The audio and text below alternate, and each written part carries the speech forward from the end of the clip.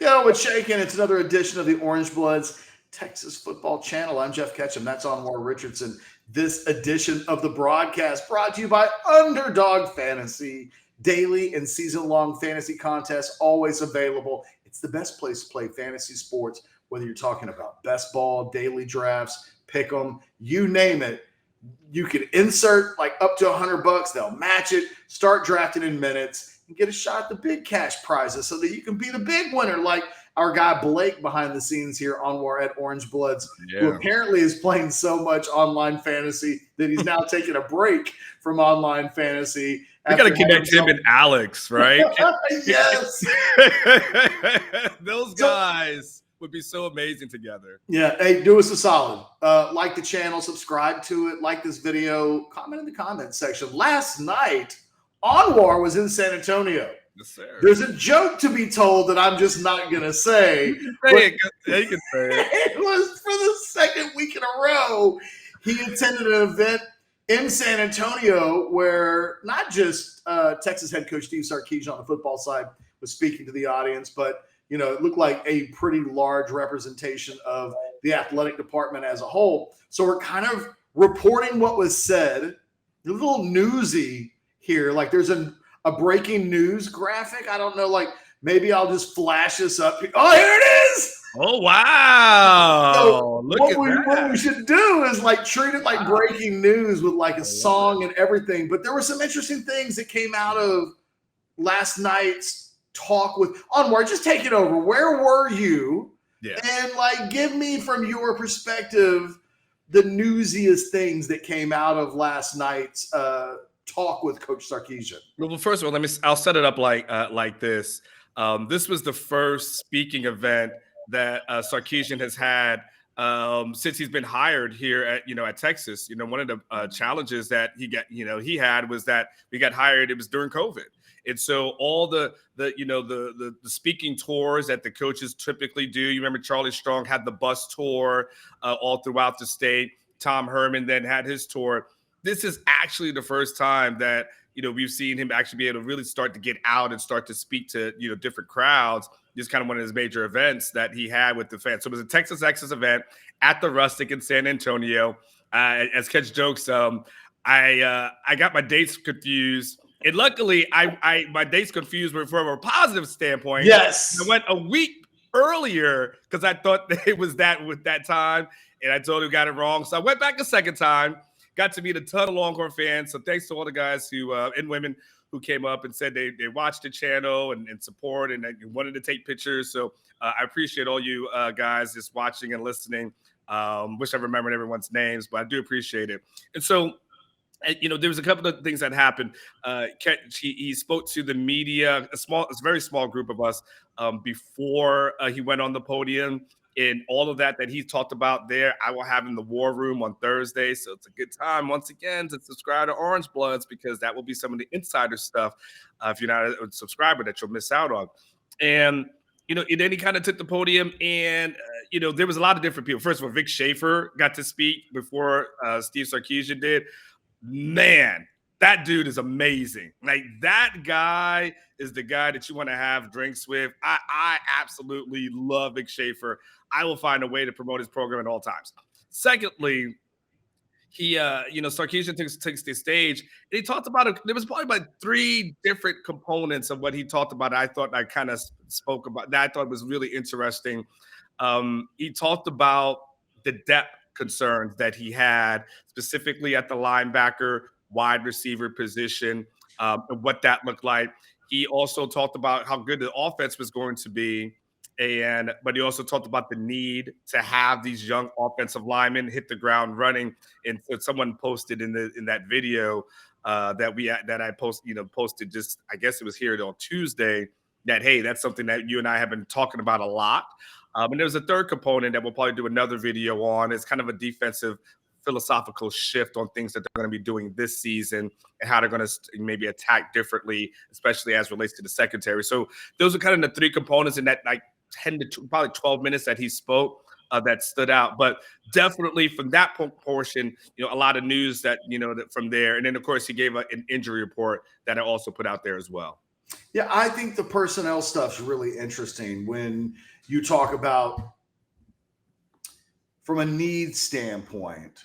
He said in the video that you took, like, well, I would stress if you want to see the highlights of what Sarkisian said on the podium, by all means, go find the video on the channel that Anwar took that has the highlights from that. There are some really interesting things there. A couple of things I'm going to reference here in a moment. That linebacker and wide receiver are the two areas of concern for him at this point. I found really interesting because he doesn't mention the edge position. He doesn't mention the offensive line. And I think that if you were to ask the average Longhorn fan what their biggest areas of concern are, I think you'd probably flip those two things.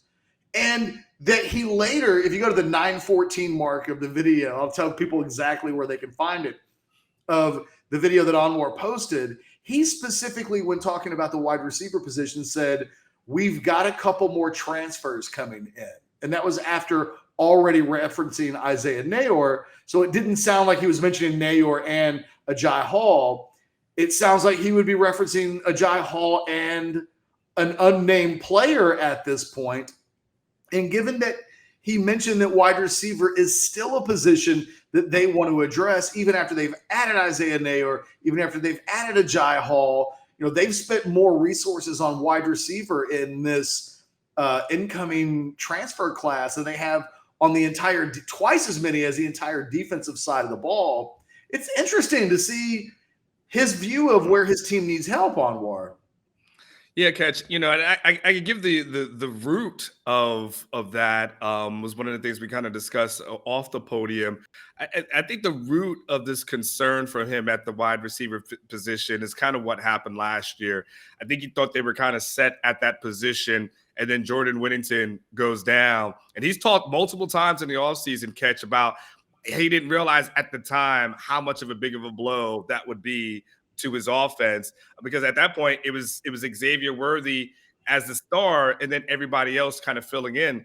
There's a concern. I think it's legit that he's got two guys, Troy O'Meary, Jaden Alexis, who are coming off of injuries. And Troy O'Meary, who's a guy that you and I both like a lot, but he's struggled to stay healthy, and it's not any fault of his own. It's just his body has been having problems. That knee has been problematic for him. Jaden Alexis is coming off the knee. Then Jordan Whittington has really struggled to, be able to play 12 games. So you look at, he's got three guys that he would like to, potentially, at least two. And he looks at Jordan Whittington I hope he stays healthy. Troy O'Meary, hope we get him healthy. Jaden Alexis. So he's still looking at it, I think, in a concerned position that he could be exactly where he was last year with kind of Xavier Worthy. They've got Isaiah, to your point, Isaiah Nayor. They got Ajay Hall coming in. But I think he wants to make sure he's got some more bodies in that room, which is hilarious in many ways, Catch. It is a little ironic because one of the things that Sarkisian didn't really like when he got here was like, man, there are too many receivers on this roster. We got to get rid of all this. I wouldn't have this many. And now he's like, man, I need more receivers. There's a little irony to how he's trying to he's building it back up, kind of scaled it down and trying to build it back up. I think the injury concern is the real gist of what his concern is. I think he also hates his receivers that he didn't recruit. And I know that's a little bit of hyperbole, but I think the two guys that are absolutely locked in are Xavier Worthy, who's a Sark guy, and now Isaiah Nayor is a Sark guy. Whittington is not a Sark guy. He was recruited by Tom Herman. And when you think about the pursuit of Jordan Addison, I mean, they probably won't get Jordan Addison, but they're trying. He's a slot receiver. The upgrade there would be from Jordan Whittington to Jordan Addison, right? And that's from a very good receiver when healthy to the best receiver in college football last year is actually quite a huge uptick, right? But Ajay Hall, and then if there's somebody else that they have in mind or they want to add somebody because they're still looking at the position, even if you put Jordan Whittington in, it says to me, to all of the other receivers on the roster, you're not good enough. Because the position won't go away no matter how many they add. They need more. And they've got, like you said, they have a lot. It's not like they're lacking for general bodies. Like, real quickly, I'll pull up the wide receiver scholarship room right now. I mean, but, if you are Jaden Alexis or Kane or, God, they've run off so many guys. There aren't that many left. Mm. It's like, oh, wow, it is Jordan Whittington and Troy Omeire. You forget what the loss of Kelvonte Dixon and Dayon Harrison really did from the depth standpoint, that a lot of the number twos and Marcus Washington, obviously, not the entire second string wide receiver unit, but not far off of it either, if such a thing would exist. Almost all of those guys are gone. Almost all of those guys are, other than Washington, I think, were players that Texas helped usher to the portal. Like, they weren't sad to see those players go. So you can see, I guess, from a numbers standpoint, where the need is there. Brennan Thompson is still a guy that I think is going to be a factor this year. It makes me wonder if they look at Savion Red as just a guy. They're not looking at their receivers the way they're looking at their offensive linemen, where it's like, we're just going to have the offense. We'll let our freshmen come in and be the answers there. Not quite saying the same thing about that position, or linebacker for that matter. I mean, they've got a handful. From a number standpoint, you'd think they'd be okay at linebacker, but you're not hearing them say that we think Derek Brown or Travell Johnson is going to come in and give us the immediate depth there that we need, the way they're talking about those offensive linemen coming in and being real answers. And again, I think that's the thing to me that stands out the most, is that last year they made a gamble on offensive linemen and the portal and not going after any. They thought they would be okay, and they really weren't. Now you've got an offensive line where the two veterans that come back, and Jake Majors and Junior Angelau, they're okay, but neither one of them are better than okay right now. And to surround okay players, you're gambling on a lot of players that have either underperformed in their careers or are going to be true freshmen without adding to it. I saw a stat on War today. Take a guess. This is such a stupid question. Forgive me for doing it, but there's a part of me that, how many offensive linemen do you think Texas Tech? There's no way for Texas Tech has taken 5 offensive line transfers in this year's portal.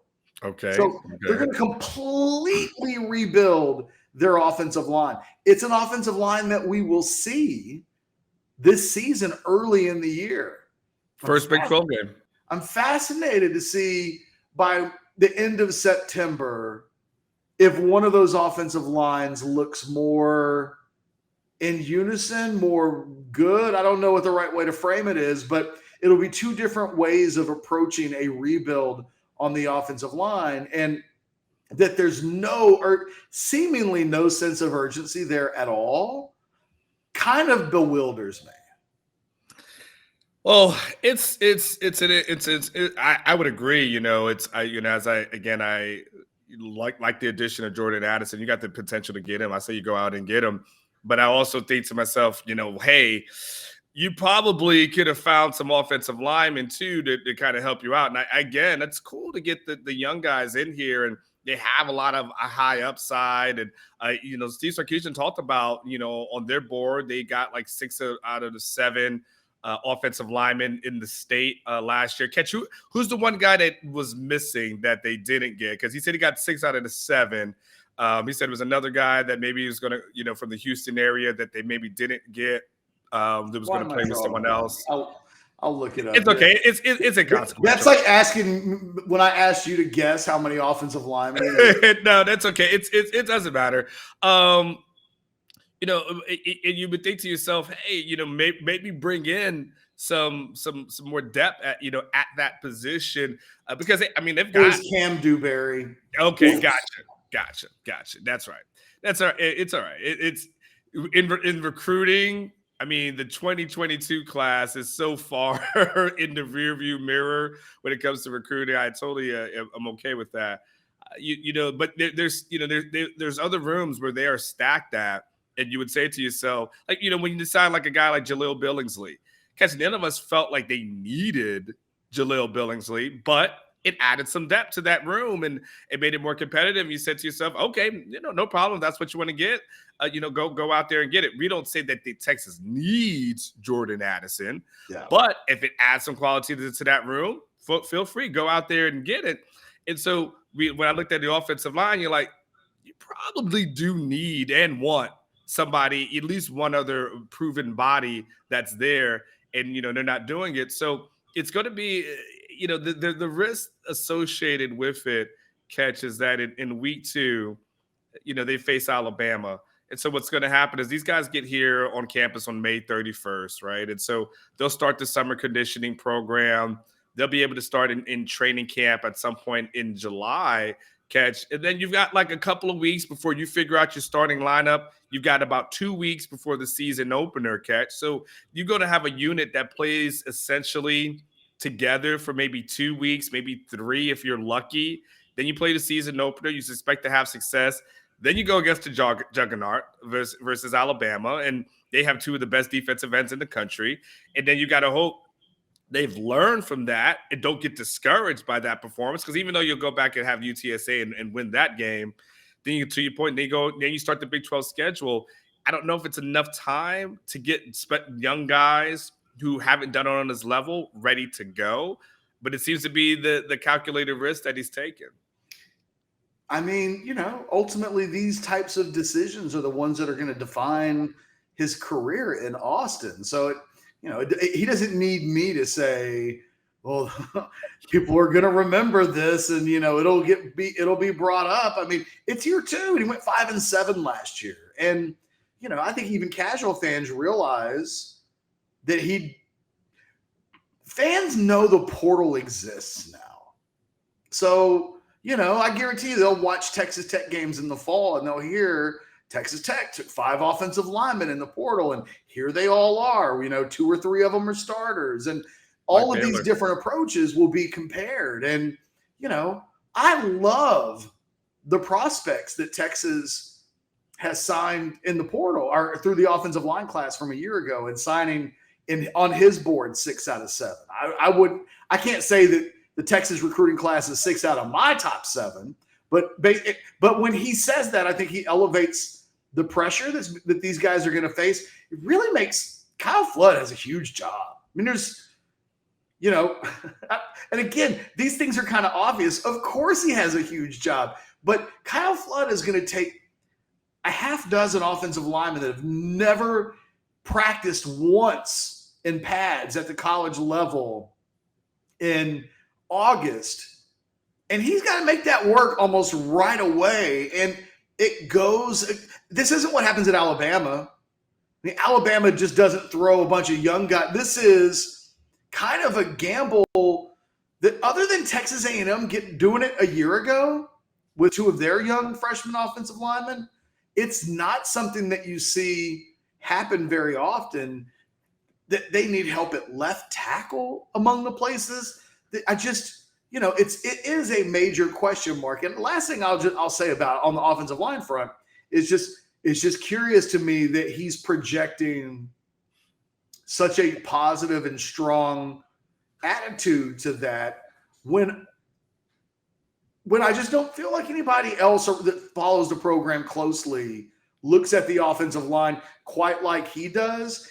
And we've probably seen more Texas coaches lately get the offensive line wrong than any other position. Tom Herman came in and said that his first offensive line reminded him of the national championship offensive line at Ohio State. And every observer fan of the Texas football program was like, wait, what, Tom? What did you just say?